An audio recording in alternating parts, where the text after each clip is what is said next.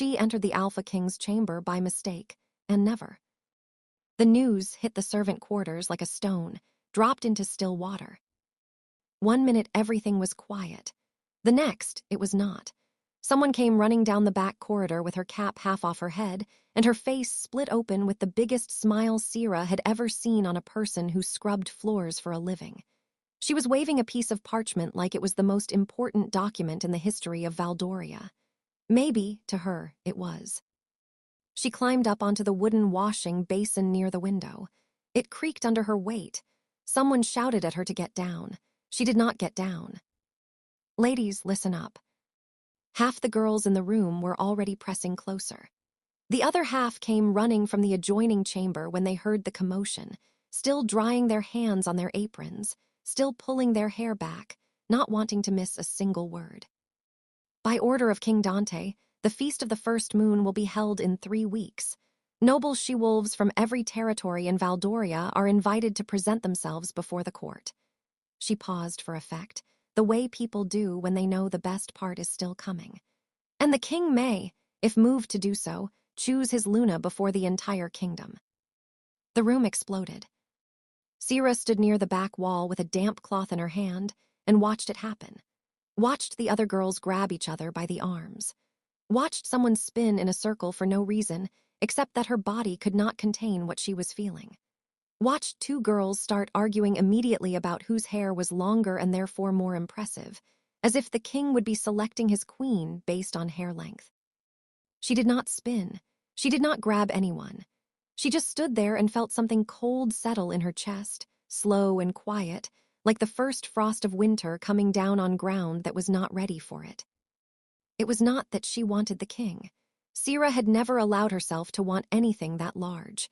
Wanting things that large was a habit that belonged to people with names worth remembering, and her name was not one of those. She was a servant in the palace of Valdoria. She had been one for as long as she could remember. She woke before the sun. She worked until her hands ached, and she kept her head down because keeping your head down was the only reliable form of protection available to someone in her position. What she felt was not jealousy. It was something closer to dread. Because she knew what events like this did to people like Lady Vittoria. Noble she-wolves who already carried themselves through the palace corridors like they owned every stone were going to become something sharper now, something meaner. When people with power start competing for more power, they need somewhere to put the tension. And the tension always rolled downhill. It always landed on the people at the bottom. People like Sierra. She slipped out of the room before anyone noticed. She had gone quiet. The east corridor at night was long and dim, lit only by torches spaced too far apart, so the light barely reached the middle of the hallway before the dark swallowed it again. Sierra walked it the same way she walked everywhere, close to the wall, steps soft, taking up as little space as possible. It was something she had learned without anyone ever teaching her, how to move through a place like you were not quite there. She had almost reached the linen storage at the far end when she heard the voices behind her. She knew the voice immediately. Lady Vittoria had a particular way of speaking, smooth and unhurried, like someone who had never in their life been told that what they were about to say might cause harm. Like the possibility simply did not occur to her. Sierra turned around. There were 3 of them. Vittoria in the center, 2 others flanking her, all of them still wearing the bright, electric energy of the announcement. But when Vittoria's eyes landed on Sierra, something in her expression sharpened. "There she is," Vittoria said pleasantly. "Our little ghost." Sierra did not answer. She had learned that too. That answering was an invitation. That silence sometimes was the faster road out. But the road was already blocked. Vittoria took a few steps forward. Her 2 companions spread slightly, not dramatically, but enough. Enough to make it clear that the hallway belonged to them now, and Sierra was simply inside it.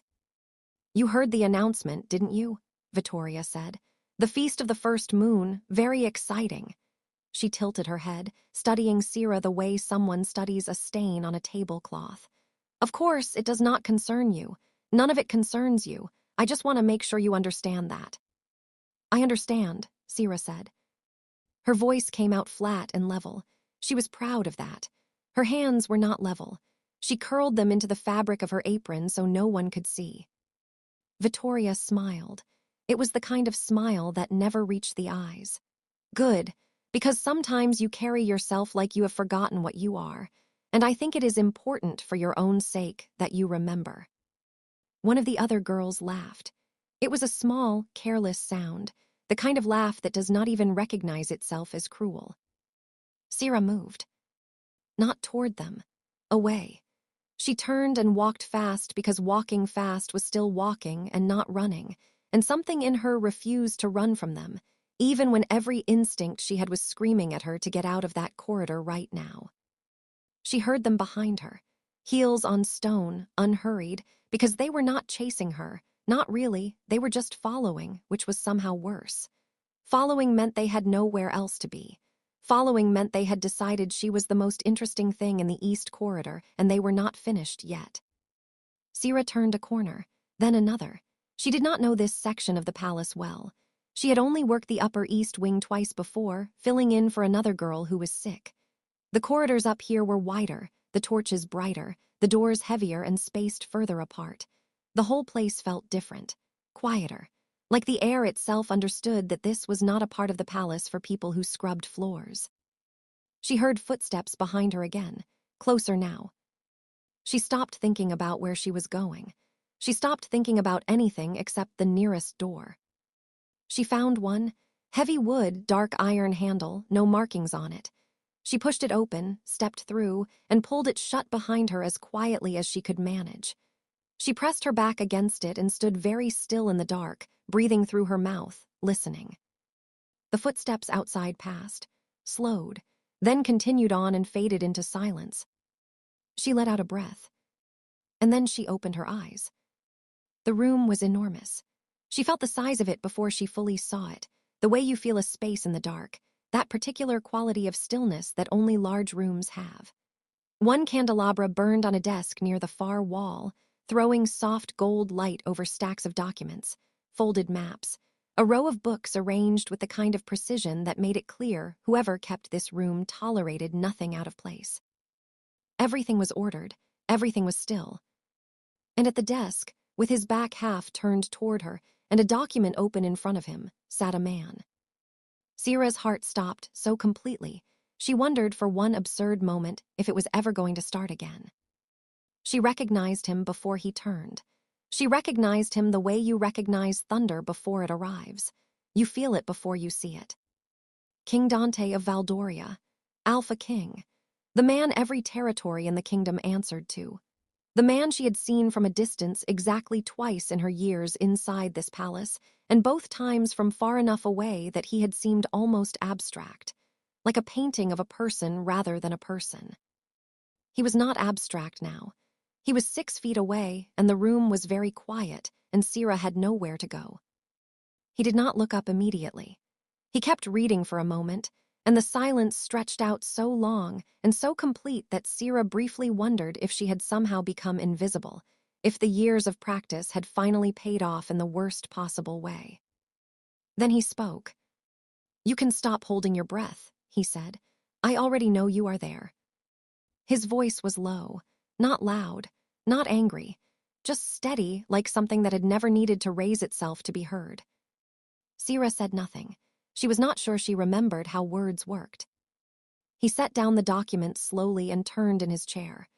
Dark eyes found her immediately, no searching, no adjustment, just direct contact, like he had known exactly where she was standing the entire time. He looked at her the way someone looks at something unexpected, not alarmed, not irritated, just quiet and considering, like he was deciding what category to place her in. "Sit down," he said, "or stand, either is acceptable. But stop looking at me like I am about to have you removed. It is making the air in here feel strange." Sira did not sit. She could not have sat if her life depended on it, which, given the circumstances, it possibly did. She stayed pressed against the door and tried to make her voice work. "Your Majesty," she started. "I am so sorry. I did not know this was your chamber. I was in the corridor and there were people and I needed somewhere to go and I did not look at the door and I did not mean to be here and I will leave immediately if you will allow me to leave. I promise I will not speak of this to anyone." She ran out of words. They had all come out in one long, breathless line, and now there was nothing left except the silence and his gaze and the faint sound of her own heartbeat, which seemed, in that moment, extremely loud. Dante looked at her for a moment. Then he turned back to his desk. "The corridor," he said simply, reaching for the document again. "Give it a few minutes." Sierra stared at the back of his head. "I beg your pardon." "Whoever you were running from is still out there," he said, not looking up. "Give it a few minutes, then go." She opened her mouth, closed it. He kept reading. She stood against the door of the most forbidden room in Valdoria, and the most feared man in every kingdom sat 10 feet away from her reading a document about trade negotiations. And the minutes passed in a silence that should have been terrifying and was, in a way she could not explain, not. When she finally moved to leave, hand on the iron handle, she heard him speak once more without turning around. "Close it properly," he said. "There is a draft." She closed the door, quietly, carefully, the way you close something you are not sure you should have opened. She stood in the empty corridor for a long moment after that. The torches burned. The palace was still. Lady Vittoria was gone. She did not know what had just happened. She did not have language for it yet. She only knew that something had shifted. In the palace, in the night, somewhere deep inside her chest where the cold had been sitting since the announcement. Something had shifted, and she did not know yet whether to be afraid of that or not. She turned and walked back toward the lower quarters, slowly this time, not running, not pressed against walls. Just walking. She spent 3 days waiting for the consequences to arrive. That was the thing nobody tells you about doing something terrifying by accident. The fear does not leave when the danger passes. It just changes shape. It becomes waiting. It becomes checking the door every time footsteps come down the corridor. It becomes lying awake at night running through everything that could still go wrong. Every version of how this ends badly. Every reason why a king who let a servant girl stand in his chamber without punishment might simply have been deciding on the appropriate punishment later. Sierra was very good at waiting. She had spent most of her life doing it. But the punishment never came. What came instead, on the morning of the 4th day, was a palace steward. He appeared at the entrance of the lower servant quarters just after breakfast, holding a small piece of parchment and wearing the expression of a man who delivered royal directives the way other people delivered laundry, without feeling, without explanation. "Sierra," he said, scanning the room until he found her near the back wall. Every head in the room turned. She felt it, all those eyes moving toward her at once, that specific kind of attention that never means anything good when you are the person it lands on. "Yes," she said. "You are reassigned, effective immediately, to general duties in the Upper East Wing." He folded the parchment. "Report to the head steward of that corridor by mid-morning." Then he left. The room stayed quiet for exactly 2 seconds. Then the whispering started. Sierra did not look at anyone. She put down the cloth she had been holding, straightened her apron, and walked out. The Upper East Wing was a different world from the lower quarters. The floors were darker stone, smoother, worn down by centuries of important feet walking important paths. The ceilings were higher. The torches burned cleaner oil, so the light was steadier and the air smelled less like smoke and more like beeswax and old wood. Everything up here had weight to it. The kind of weight that comes from a place that has held power for a very long time and knows it. Sierra kept her head down and did her work. She polished the iron sconces in the main corridor. She carried fresh linens to the antechamber at the end of the hall. She replaced the candles in the bracket near the stairwell. Small tasks, invisible work. But she was aware, every single moment, of the door at the far end of the corridor. The heavy dark wood one. The one she had pulled shut behind her 5 nights ago while her heart was trying to leave her body. She did not go near it. She did not look at it directly. But she knew exactly where it was, the way you always know where something significant is, even when you are pretending you do not. She did not see him that first day, or the second. She heard him once, his voice coming through the stone wall of the corridor while she was working, low and direct, giving some instruction to someone she could not see. Her hands went still for a moment, just a moment. Then she kept working. On the 5th day, she collapsed. It happened simply, without drama, the way exhaustion eventually announces itself when you have been ignoring it long enough. She was carrying a stack of folded table coverings down the upper corridor when her legs just stopped cooperating. 1 second she was walking. The next she was on the stone floor with the linens scattered around her, and her vision doing something slow and gray at the edges. She did not pass out completely. She stayed conscious, which she would later consider both a blessing and a humiliation, because it meant she was fully aware of every moment that followed. She heard footsteps, fast ones, a door opening somewhere behind her, a voice calling for someone sharp and immediate. Then hands, careful and practiced, helping her sit upright against the wall. She blinked and found herself looking at an old man with silver hair and the kind of face that has spent decades learning not to show alarm even when it feels it. He was already checking her pulse with 2 fingers at her wrist, his expression focused and professional. She learned later that his name was Rosario, that he had been the palace healer for longer than most people in the kingdom had been alive, that he had served 3 kings, survived 2 wars, and treated wounds that would have made younger men faint. She did not know any of that in the moment. She only knew that he was gentle, which was not something she encountered often enough to take for granted. He helped her to the small antechamber off the corridor and had her sit on the low bench there while he examined her properly. He asked quiet, practical questions. When did she last eat a full meal? When did she last sleep more than a few hours? His voice carried no judgment, just information gathering, the way a good healer's voice always does. She answered honestly, because she was too tired to manage anything else. He nodded at her answers like they confirmed something he already suspected. Then he reached for her collar to check her pulse at the base of her throat, the standard secondary point, and his fingers stilled. Sierra felt the change in him before she saw it, the slight shift in his breathing, the way his hands, which had been so steady and practiced the entire time, went very, very still. He did not move for a long moment. He was looking at something just below her collarbone, a mark she had carried her entire life and never thought twice about. Small and faded, silver gray against her skin, shaped like something between a crescent and a seal, the kind of thing you might miss entirely in bad light. She had always assumed it was a birthmark. She had never had any reason to assume otherwise. Rosario pulled back slowly. His face was composed, years of practice keeping things composed. But his eyes were doing something different, something she could not read, something older than the room they were sitting in. "Rest here for a while," he said, his voice completely even. "I will have someone bring you water and something to eat." He left before she could ask him anything. She sat in the antechamber alone and ate the bread and dried fruit that a young servant brought her 15 minutes later. She drank the water. She felt her hands steady out and her vision clear.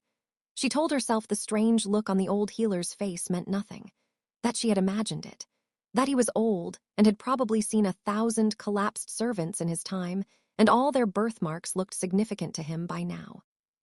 She almost believed it. Rosario did not go to the kitchens. He did not go to his own quarters. He walked directly to the end of the upper east corridor, knocked twice on the heavy dark door, and waited. "Come in," said the voice inside. Dante was standing at the window when Rosario entered, which was where he often stood when he was thinking about something he had not yet resolved. The city of Valdoria spread out below in the late afternoon light, gray stone and copper rooftops, and the distant blue line of the river that fed the western territories. He turned when he heard the door close. Rosario did not sit. He stood in the center of the room and said what he had come to say without softening it, because in 50 years of service, he had learned that the kindest thing you could do for a powerful man was to give him the truth without decoration. The mark on the girl's collarbone, he explained, was not a birthmark. It was the bloodline seal of the oracle's line. Ancient, unmistakable to anyone who knew what they were looking at, which was almost no one anymore because almost no one alive had ever seen one. The last person to carry it had been a woman named Alara, the royal oracle of Valdoria, who disappeared 20 years ago under circumstances the palace records described only as internal security and nothing more. He watched Dante's face while he spoke. He had watched this king's face for years and learned to read the small things, the slight tension at the jaw, the way the eyes went very still when something landed heavily. He saw those things now. When Rosario finished, the room was quiet. Dante said, "Who else has seen it?" "No one, Your Majesty." "Keep it that way." Rosario nodded once and left. Dante stood at the window for a long time after the door closed. The light was changing outside, going amber and long the way it did in the late afternoon, and he did not see any of it. He was somewhere else entirely, inside a memory he had not visited in years. He had been 17 years old when his father's oldest counselor sat him down and made him read the prophecy of the first moon for the first time. He remembered the language of it, formal and strange, the kind of words that felt like they belonged to a different era. He remembered thinking it was ceremonial, the kind of thing old kingdoms write down to give weight to their history, to make the people feel like they are part of something ancient and significant. He had not believed a word of it, not really. The bond between the Alpha King and the Oracle's blood will either seal the kingdom or shatter it. It cannot be forced. It cannot be commanded. It can only be chosen. He had read those words at 17 and thought they were poetry. He was not thinking they were poetry now. He turned from the window. There was something else moving through him, underneath the politics and the prophecy and the calculus of what this meant for the kingdom. Something quieter. Something that had been present, he realized now, from the moment a girl with frightened eyes had pressed her back against his chamber door and told him in one breathless, run-on sentence that she had not meant to be there. He had let her stay. He had told himself it was curiosity, that her scent was unusual, not quite right for someone with no bloodline, and he wanted to understand why. That it was the instinct of an alpha, always cataloging, always reading the information the air carried. That was true. It was also not the whole truth, and he was honest enough with himself to know the difference. He crossed the room and pulled open the door. Down the corridor, the small antechamber door was still closed. He could hear, faintly, the quiet sound of someone moving inside. He stood in the hallway for a moment, looking at nothing in particular. Then he went back inside his chamber and called for his senior advisor. Lord Cyro arrived within minutes, which he always did, because Cyro had an instinct for being exactly where power was at exactly the right moment. He was a tall man, silver at the temples, with the kind of face that had learned over decades to look like whatever the situation required. Right now it looked like attentive concern. Warm, trustworthy. Cyro had served beside Dante for 15 years. He had been his father's counselor before that. He knew this palace better than almost anyone alive. He settled into the chair across from Dante's desk with the ease of someone entirely comfortable in that space and said, "You wanted to see me, Your Majesty." Dante watched him for a moment before speaking. He had always found Cyro interesting to observe. The man was genuinely brilliant, and genuine brilliance, in Dante's experience, was either an enormous asset or an enormous liability depending entirely on what direction it was pointed. "The servant recently reassigned to the East Corridor," Dante said. "She collapsed this afternoon." Cyro nodded slowly. "I heard. Rosario attended to her." "He did." A pause. Cyro's expression shifted into something carefully arranged to look like mild, reasonable concern. "Your Majesty, I wonder if it might be simpler to reassign her back to the lower quarters. The East Corridor has higher demands, and with the feast preparations underway, the upper wing is not the appropriate place for someone whose health is uncertain." He said it the way he said everything, smoothly, reasonably, like the suggestion was nothing more than sensible logistics. Dante looked at him. "Noted," he said. Cyro held his gaze for a half-second, then smiled and nodded. "Of course, I will leave the matter to your judgment." He left. Dante did not move her. That night he sent word through the head steward that the servant in the east corridor was to receive proper meals from the upper kitchen going forward. Full portions, no exceptions. He did not explain the instruction. He did not need to. But the instruction told him something about himself that he was going to have to reckon with, and he knew it. He called for Sira just before the evening hour ended. She appeared in the doorway of his chamber the way she always moved, quietly, like she was trying to take up the least possible amount of space. She was steadier than she had been that afternoon. Color had come back into her face. She stood in front of him and waited, and there was something in the way she waited, patient and still and braced, that made something tighten in his chest. She was braced for bad news. He realized she was almost always braced for bad news. That it was simply her default, the posture of someone who had learned that when powerful people summon you, it is usually because something is about to get worse. He did not waste her time. He told her what Rosario had found. He told her about the mark, what it was, what bloodline it came from. He told her there were things about her history that she had not been told. He watched her face while he spoke and saw the thing happen that he had seen before when truths land on people who are not ready for them. Not collapse, something quieter. A kind of very deep stillness, like the ground absorbing a shock.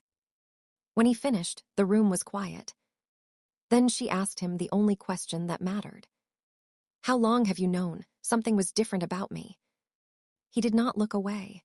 Since the moment you walked through that door, your scent is not what it should be for someone with no bloodline.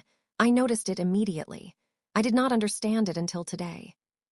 She absorbed that. He watched her absorb it. What happens now? She asked. He held her gaze and said it plainly, because she deserved plain, and he was tired of every important thing in his life being wrapped in strategy and ceremony. Now I find out who took your mother from you, he said, and I make sure no one takes anything else.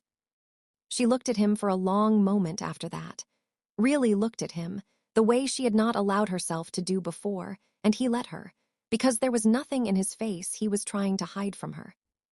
Then she nodded once slowly, like something had been decided.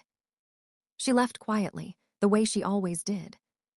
He stood in the center of his chamber after the door closed and thought about Cyro's smooth, reasonable voice suggesting she be sent back to the lower quarters. Thought about the 15 years of loyalty that voice represented. Thought about the palace records that described a woman named Alera's disappearance as internal security.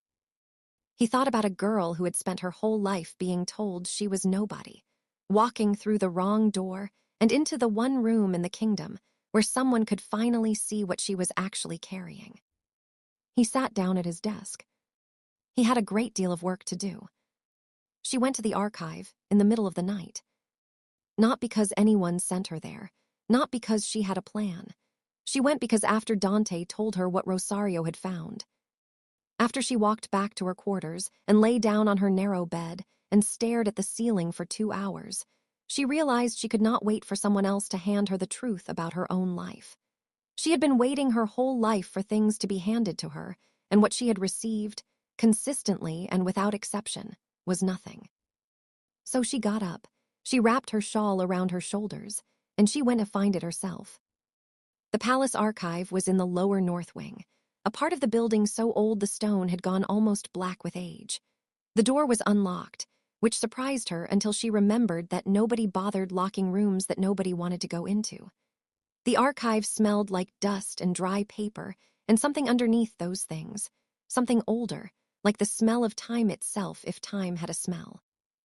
She lit a single candle at the entrance and carried it inside. The records were organized by year along the far wall, leather-bound and labeled in a handwriting so small she had to hold the candle close to read the spines. She found the section she needed, the records from 20 years ago, filed on the third shelf from the bottom in a row of volumes that looked like they had not been touched since they were placed there. She pulled them out one by one until she found what she was looking for. A thin document, separate from the bound volumes, filed loose inside a plain box labeled internal security in handwriting that was deliberately unremarkable. The kind of handwriting that did not want to be noticed. She sat down on the stone floor right there between the shelves, pulled her knees up, balance the candle beside her, and read. It took her a while because her hands would not stay completely still. Not from cold, though the archive was cold. From something else. From the specific kind of fear that comes when you are about to learn something that is going to change the shape of everything you thought you understood about yourself. Her mother's name was Alara. She had known that. That was one of the few things she had always known, a name given to her by an older servant woman who had looked after her when she first arrived at the palace as a very small child. Alara. Just the name, nothing else attached to it. But the document told her the rest. Alara had been the royal oracle of Valdoria. Not a title she had been given, but something she had been born into, the same way Sira had been born with the mark on her collarbone. The oracle's bloodline was ancient, woven into the history of the kingdom so deeply that the earliest palace records described it as the root beneath the throne, the thing that kept everything else standing. 20 years ago, Alara had seen something coming. The document did not describe what she had seen, because the person who wrote this document had not wanted it described, but it described what she did about it. How she had come to the palace one night with a child not yet old enough to walk on her own. How she had spoken to someone, the document did not name who, and arranged for the child to be placed in the lower servant quarters under a false family name. How she had made it clear that the child was never to know where she came from or what she carried. How she had left before morning. And how she had never come back. Sira read that last part twice. Then she set the document down on the floor beside her and pressed the back of her hand against her mouth and just breathed for a minute. She had spent a long time, more years than she liked to count, carrying a quiet story inside herself about her mother. Not a dramatic story. She did not have enough information for a dramatic story. Just a quiet one, the kind you build out of nothing when nothing is all you have. A story where her mother had left because she had no choice. Where there had been poverty or illness or some other weight too heavy for one person to carry alone. Where it was not about Sira. Where she had not simply been unwanted. She had needed that story to be true more than she had ever needed most things. And it was true, not in the way she had imagined, but it was true. Alara had not left because Sira was not enough. She had left because she had seen what was coming and understood that the only way to protect her daughter from it was to make her daughter disappear. To hide her in plain sight inside the palace that would have destroyed her if it had known she was there. To make her so small and so invisible that no one would ever think to look twice. Sira had spent her whole life being nobody on purpose. Her mother had made her nobody on purpose. To keep her alive. She sat on that stone floor for a long time. The candle burned lower. The archive was so quiet she could hear her own breathing, slow and uneven, working its way back towards steady. She thought about Dante. About what he had said the night he told her about the mark.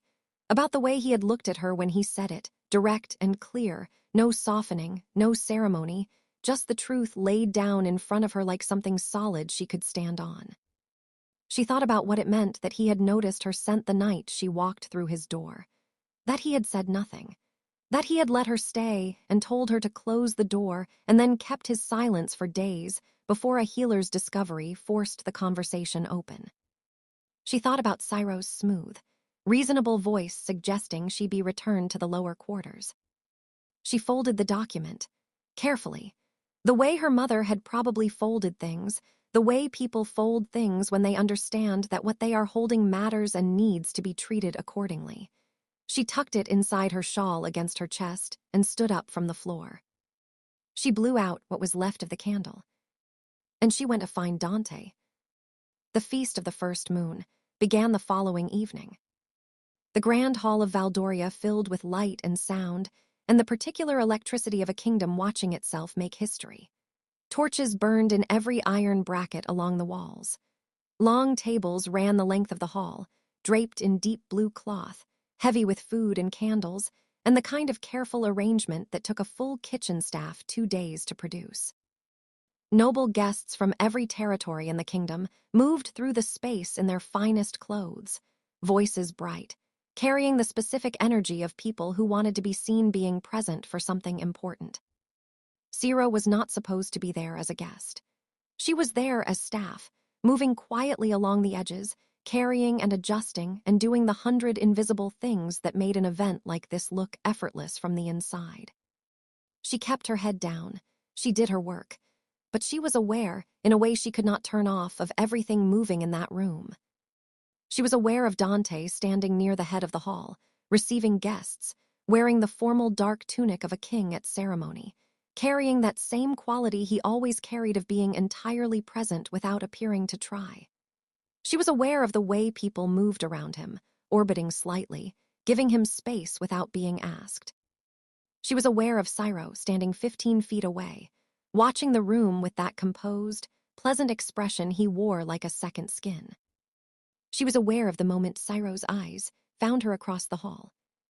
She told herself it meant nothing, that he looked at everyone, that she was a servant and therefore of no more significance to him than the tablecloths. She almost believed it. The hall was loud and warm and full of people when she slipped out to the east corridor to retrieve extra linens from the antechamber storage. The corridor outside was a relief after the noise, cool and quiet, the torches burning low and steady. She let out a breath she had not realized she was holding and walked toward the storage room at the far end. She did not hear the footsteps behind her until they were close. She turned. The figure was not one she recognized. A man, not a servant, not in any uniform she knew, moving toward her with a directness that had nothing casual about it. Her body understood what was happening before her mind fully did, that old instinct she had developed over years of learning to read a corridor before it closed around her. She stepped back, her shoulders found the wall. She opened her mouth. A hand closed around the man's wrist from behind with a grip so sudden and absolute that the sound of it, bone and pressure, and a sharp collision with the stone wall, echoed through the corridor before she had even fully registered that someone else was there. Dante stood behind the man, his hand still locked around the wrist, his expression completely still. Not angry, not frantic. Still, the way a force of nature is still before it finishes deciding what to do. The blade the man had been carrying clattered to the stone floor between them. 2 guards appeared from the far end of the corridor, at a run. They took the man without a word. The sound of boots on stone faded. The corridor went quiet again. Sira stood against the wall with her back pressed to the cold stone, and her heart going so hard she could feel it in her throat. Dante stood a few feet away, looking at her. He was breathing slightly faster than usual. That was the only visible evidence that anything had just happened.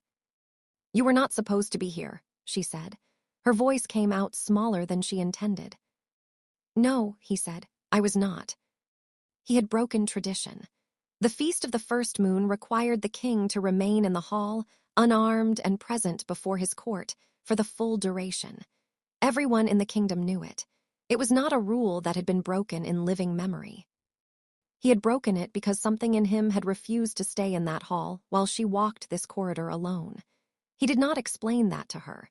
He did not need to. She understood it the same way she had understood the extra meals, the reassignment, the way he had let her stand in his chamber that first night without sending her away. He had been telling her things for weeks in the language of actions, and she had been hearing them, and she had been pretending she had not, because hearing them meant having to do something about it, and doing something about it meant stepping out of the only version of herself she had ever known how to be. The girl who took up no space, the girl who kept her head down, the girl who survived by making sure no one ever looked directly at her. She reached inside her shawl and pulled out the folded document. She held it out toward him without speaking. He took it, looked at it. He did not unfold it because he already knew what it was. She could see in his face that he knew.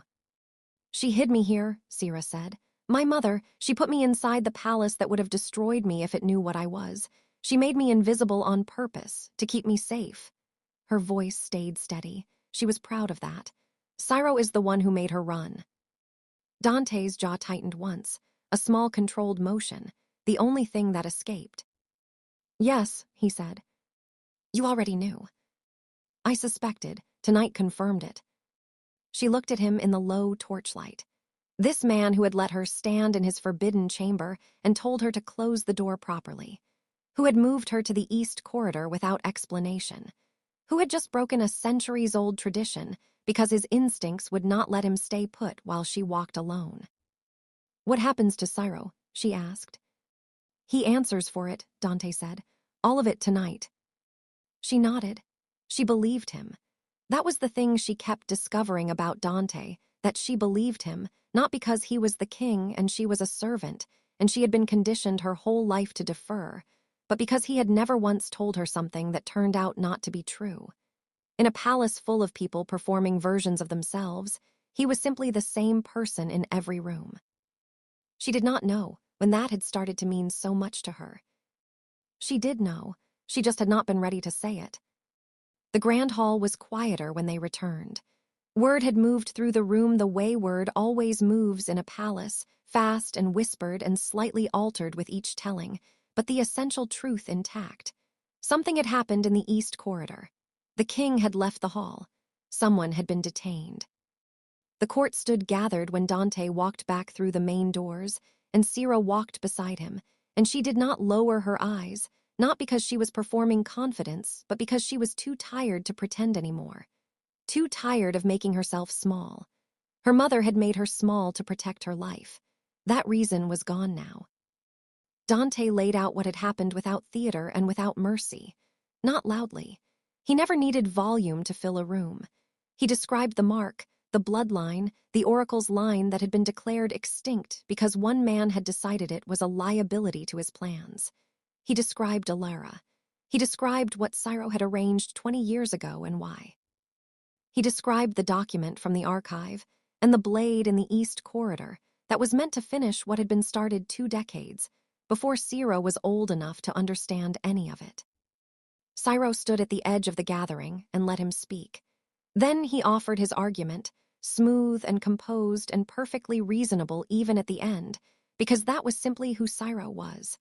A man who could make almost anything sound like common sense. He said the oracle's bloodline was dangerous. That prophecy was not policy.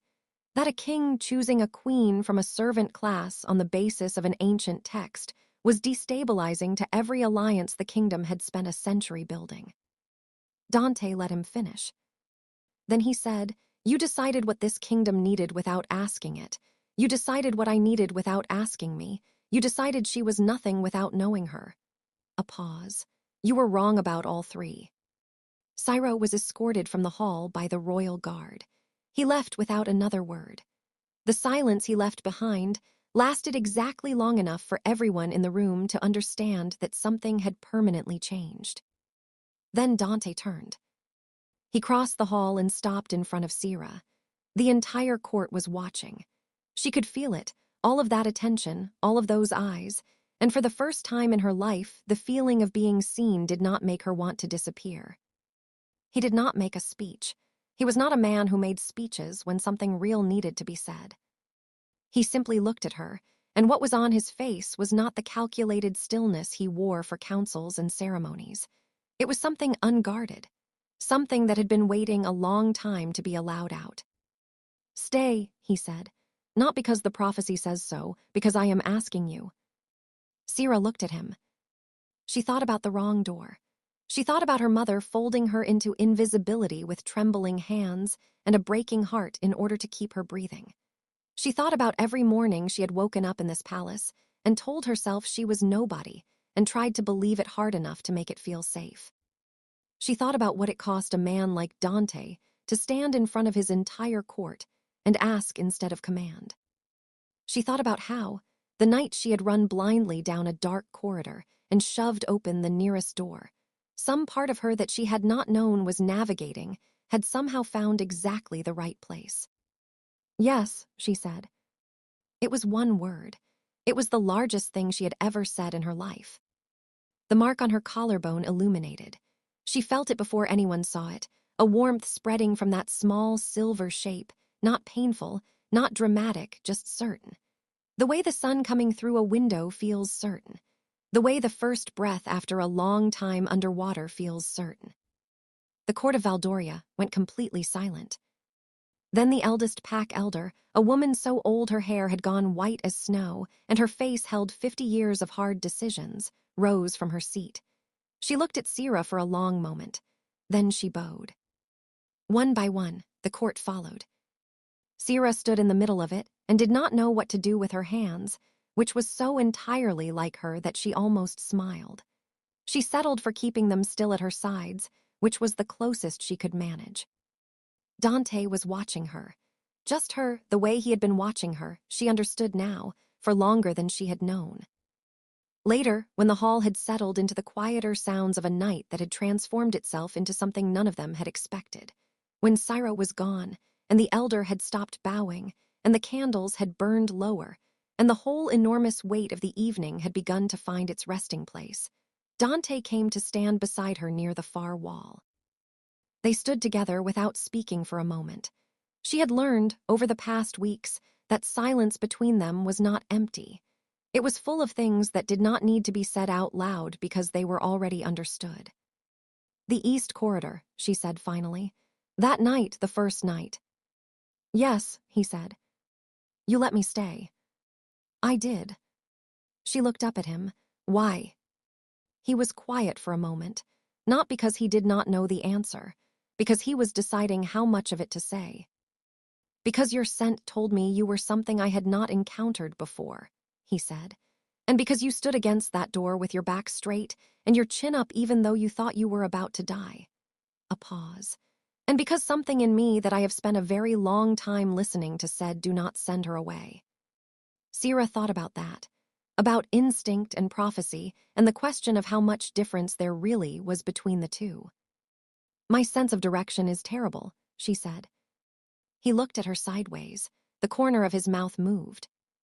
It was the closest thing to a smile she had seen on his face in all the weeks she had known him, and it did something entirely unreasonable to her chest. "I know," he said. "You walked through the wrong door." She looked forward at the hall, at the kingdom that was now hers in a way she still did not fully have words for. At the life her mother had bent herself in half to protect, carried quietly inside a palace for 20 years, waiting without knowing it was waiting. "Maybe not," she said softly. He did not answer. He did not need to. Outside the grand hall, the east corridor was quiet and dark, the torches burning low the way they always did at the end of a long night. The heavy wooden door at the far end stood exactly as it always had, unremarkable, the kind of door you could walk past 100 times without a second glance. She had shoved it open in a panic on a night when she was running from something smaller than she realized. She was never going to run again.